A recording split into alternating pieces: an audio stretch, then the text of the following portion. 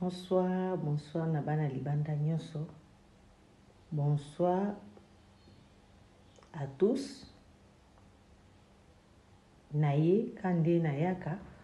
So moninga naye, ça veut dire que tous en ma solo ou bien tous en sango ya kopé c'est là.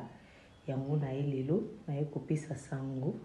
Ndenge eza na bomeseni, topisa na ba sango toujours. Naza Kongai Patience TV. Ngai yo.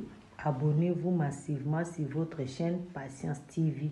Toujours zelabino, vous commentez, vous likez, vous partagez rapé. Pour ou azan de konabino chaîne oyo eza ya bino. Nae le loto solo la to ko remercier bande ko nyonso bana libanda to ko remercier bande ko nyonso o bazalaki na matanga ya ndeko na biso pashiko na Maroc.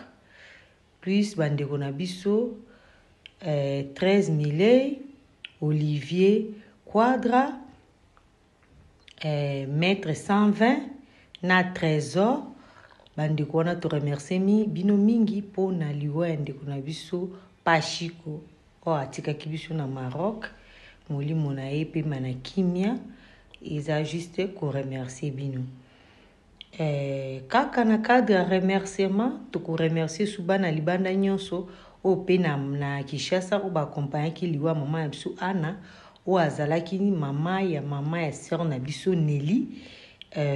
Nzamba batela bino bana yakin papa na biso Roger Chara, merci pour na nyonso bosala ki pour na liwa ya mama na biso Ana. Alors toye su ko senga toye ko beta lisusu sete de na lobaka pour na makambo ndeko na biso Maître Brice. Ndeko na biso Maître Brice bandeko s'il vous plaît to sungaye ndeko Maître Brice azana besoin ya aide ya mutu nyonso. Aimons-nous vivant. To lingana vivant to aider ndeko na biso to sungaye na maladie azana mo na bolingo na yo pe na aide na yo. Nzambe ako travailler akosala miracle ndeko na biso pa ko récupérer rapidement soko fungoli motema na aide na yo soko fungoli motema maboko na yo pe po aider ekozala malamu mingi. Toye lisusu ko informer bino que les premiers oyo ekozala samedi oyo bobo sana te to kutana na matanga na Bilibao na kebab oyo ya bandeko na biso ba pakistanais oyo eza pembe na salon Riki po na matanga ya compagnie sœur na biso Nelly. Oui, tokutana na Bilibao na salon Riki. Bo tolobi po ekangami na salon Riki ezaka référence bandeko. Pour ceux qui olobi salon Riki mutu nyonso akendaka Bilibao to mutu nyonso avai na Bilibao ayebi salon Riki. Yango na toujours le salon Riki mais nini kebab wana ekangami nde na salon Riki. Référence ya Bilibao pardon eza salon Riki yango na tolobi salon Riki. Yami satu toyolobela le 8 octobre toza lisusu na rencontre ya bandeko nyonso na Zaragoza.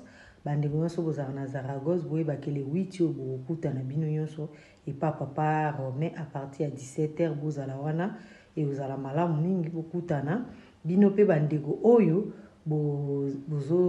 boza na mwa banyongo ya caisse boluka pe bofuta po esala bien de bobosana te bandeko s'il vous plaît le 8 wana ntango ozoya ozwa mwa 20 € na otia na poche po na contribution na cotisation ya bana libana nde ka ezalaka po na caisse.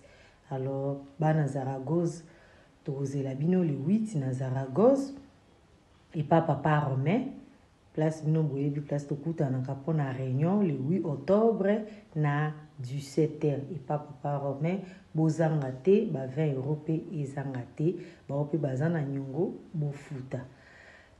Tolobeli lisusu epai ya décembre toujours répéter toujours décembre eza rencontre très important tokutana biso nyonso bana ya libanda tokutanaka na matanga tokutanaka na ba likolo cette fois-ci eza feti okutana to solola to bina to sepela ndeka tolobaki stress ezalaki makasi bandeko bazokufa makambo elekani mpe ebele pourquoi pas tokutana tosepela mpe le 17 wana ekozala vraiment bien bobosana te le 17 mpenza tokutana biso nyonso nzambe akobatela biso.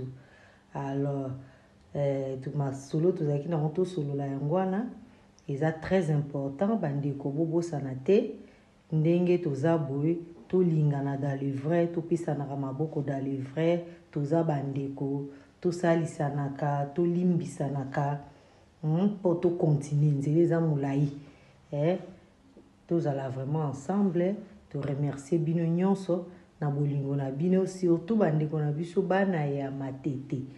En tout cas toremercie bino mpona nyonso bosali mpona liwa ya pashiko.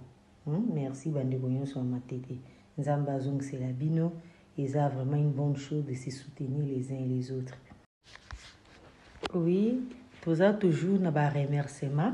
Toza ko remercier pe lisusu bandeko na biso ya Valencia. Bandeko nyonso ya Valencia to remercier bino na rencontre o ya sœur na biso Charlotte o to bengaka ye autrement dit maman sociale o na matanga na ye to remercier bino bana Valencia nde bozalaki wana présent nde bosoutenaki sœur na biso na nyonso bosalaki bana Valencia.